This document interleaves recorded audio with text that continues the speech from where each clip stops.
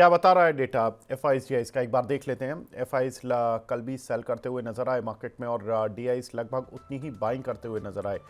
तो ये FIS DIIs का ट्रेंड जो है वो काफ़ी टक्कर का है। और डीआईएस ने कल 4547 करोड़ की बाइंग की और 4645 करोड़ की सेल कर गए एफआईएस। तो एफआईएस डीआईएस का तो नेट नेट लगभग बराबर ही चल रहा है। एक बार देख लेते हैं ग्लोबल इंडिसेस। आज दुनिया भर के बाजार तो बंद है ज़्यादातर, लेकिन कल अमेरिकन मार्केट्स की जो क्लोजिंग थी वो नेगेटिव साइड पर ही देखने के लिए मिली। करीब 30 पॉइंट शंघाई में करीब 1% की गिरावट। ये सब आई थिंक जो मार्केट्स हैं उसमें ज़्यादातर मार्केट्स बंद हैं। तो ये थोड़ा मिक्स ट्रेंड हो सकता है। एक बार देख लेते हैं आज के टॉप गेनर्स और लूजर्स कौन से काउंटर हैं जो कि आज अच्छी स्ट्रेंथ दिखा रहे हैं, कौन से काउंटर हैं जो कि थोड़ा सा वीक हो रहे हैं। तो टीवीएस होल्डिंग करीब 9% नीचे है। गॉडफ्रे फिलिप्स करीब 6%, LIC नेट एफिसन करीब 5%, NLC इंडिया करीब 3.5% और पेटीएम में करीब 3.5% की गिरावट देखने के लिए मिल रही है। एक बार देख लेते हैं आज के टॉप गेनर्स कौन से हैं। तो कौन से जो काउंटर इस मार्केट में स्ट्रेंथ दिखाने की कोशिश कर रहे हैं उसमें स्ट्राइड सार्कोलैब स्टार के नाम से आता है। ये शेयर करीब 10% ऊपर है। DCAL करीब 9%, SJVN में खबर भी है तो 7% ऊपर है। AIL करीब 6.5% और SEPC करीब 6% की बढ़त दिखा रहा है।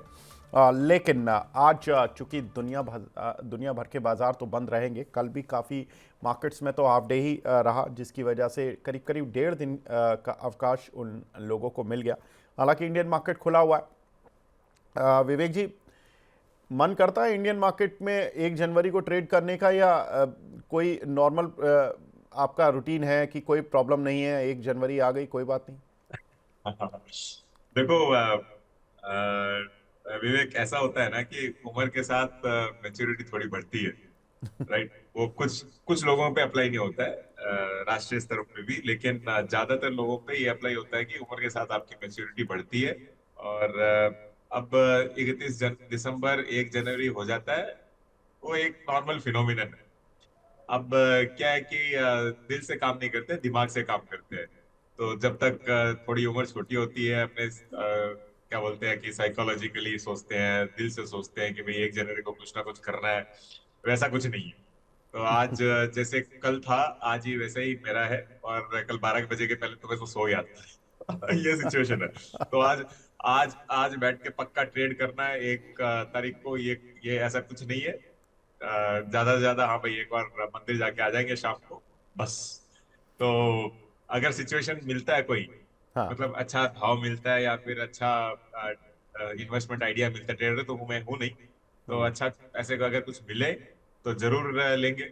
ऐसा कुछ नहीं है, और नहीं मिलता है तो चलता है, नो प्रॉब्लम, कल ले लेंगे। चलिए, बिल्कुल ठीक है। तो सर का मानना है कि अब कोई इतना ज़्यादा उनको तो प्रॉब्लम नहीं हो रही है, लेकिन बहुत सारे लोगों को प्रॉब्लम हो रही है। और जो प्रॉब्लम वाले हैं वो या तो ज़बरदस्ती आए हैं या आज मन मार के अपना अभी भी आराम कर रहे होंगे। लेकिन कुछ चीज़ें जो कि खबरें आराम नहीं कर रही हैं वो हिलाने वाली है।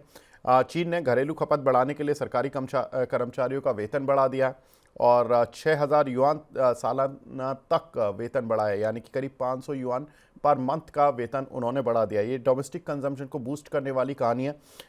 विवेक सर, कैसे देख रहे हैं इस खबर को और इसका क्या इम्पैक्ट होगा कमोडिटीज़ पर, क्योंकि अक्सर चाइना की खबर कमोडिटीज़ को ज़्यादा प्रभावित करती है?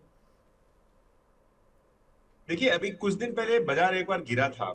क्या हम्म। न्यूज था कि चाइना स्टिमुलस पैकेज दे रहा है। जी। आपको ध्यान होगा, बिल्कुल। मे बी 1 डेढ़ महीने पहले की बात है, उससे ज्यादा की बिल्कुल। नहीं होगी।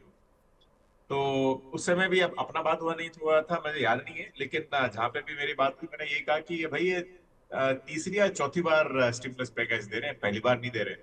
कि आप ऐसे रिएक्शन करो कि सब कुछ चाइना में इमीडिएटली रिकवरी हो जाएगा, और भारत से बहुत सारा पैसा चला जाएगा।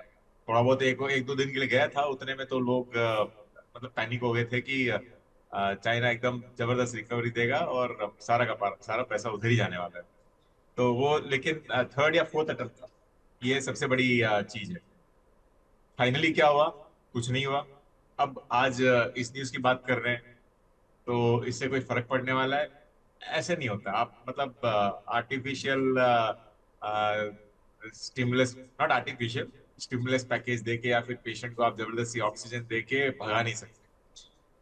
इसमें समय लगता है। और मुझे लगता है कि इससे मैं कोई पैनिक हूँ। हाँ ठीक है, एज यूजुअल एक दो दिन का या फिर थोड़ा बहुत इफेक्ट यहाँ वहाँ कोई एक आध सेक्टर में आ सकता है, लेकिन ओवरऑल मुझे नहीं लगता है कि बहुत बड़ा कुछ यहाँ पे होने वाला है। चाइना बहुत हद तक डेवलप्ड है, और वहां पे अगर आपको स्पेंडिंग बढ़ानी है, केपेक्स बढ़ाना है, तो बहुत मुश्किल काम है, इतना ही आसान नहीं है।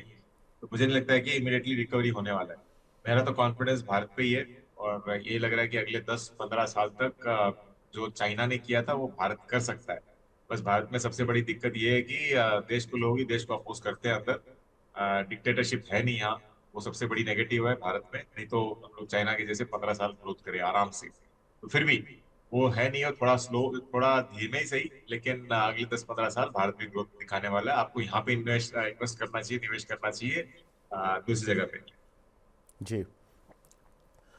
वैसे चाइना से दूसरी खबर भी ये है कि उनके जो राष्ट्रपति हैं शी जिनपिंग, उनका कहना है कि 2024 में चीन की जो जीडीपी ग्रोथ है वो 5% पर इंटैक्ट रहेगी, क्योंकि उनका जो टारगेट था इस साल 2024 के लिए वो 5% की ग्रोथ का था। हालांकि 2025 के एस्टीमेट्स अभी कुछ महीनों में ही वो बता देंगे कि किस तरह की वो जीडीपी ग्रोथ एस्टिमेट कर रहे हैं। मार्केट मान रहा है कि वो 5% की जीडीपी ग्रोथ का नंबर ही देंगे।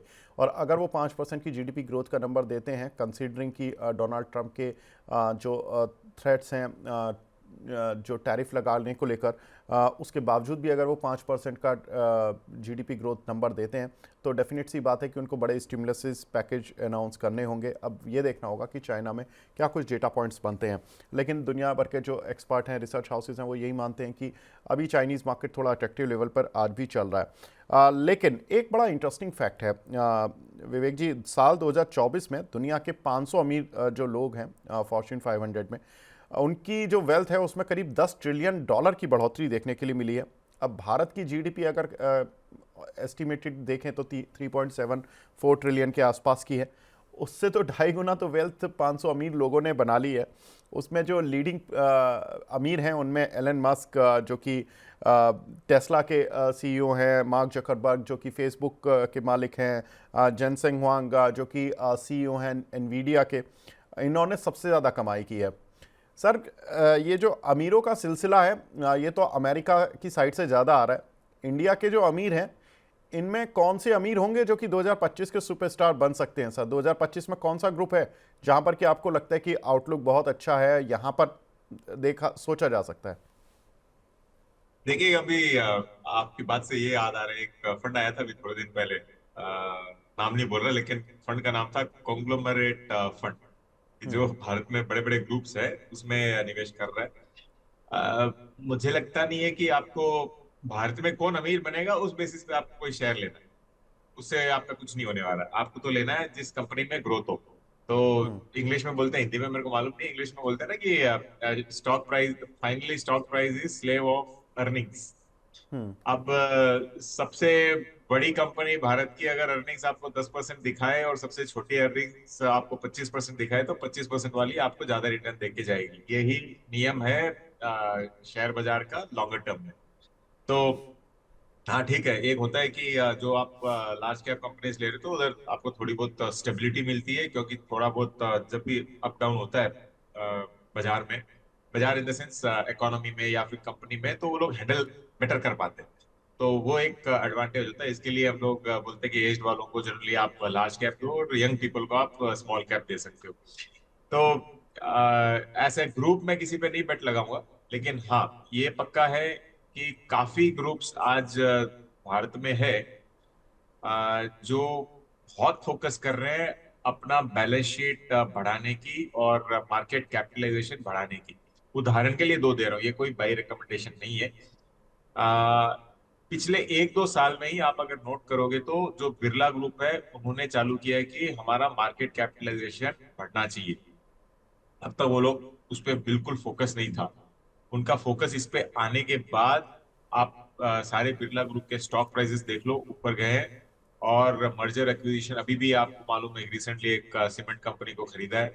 तो ये सिलसिला अभी जारी है। उनको लगता है कि मार्केट कैप ज्यादा रहेगा, तभी ग्रुप भी आगे बढ़ सकता है।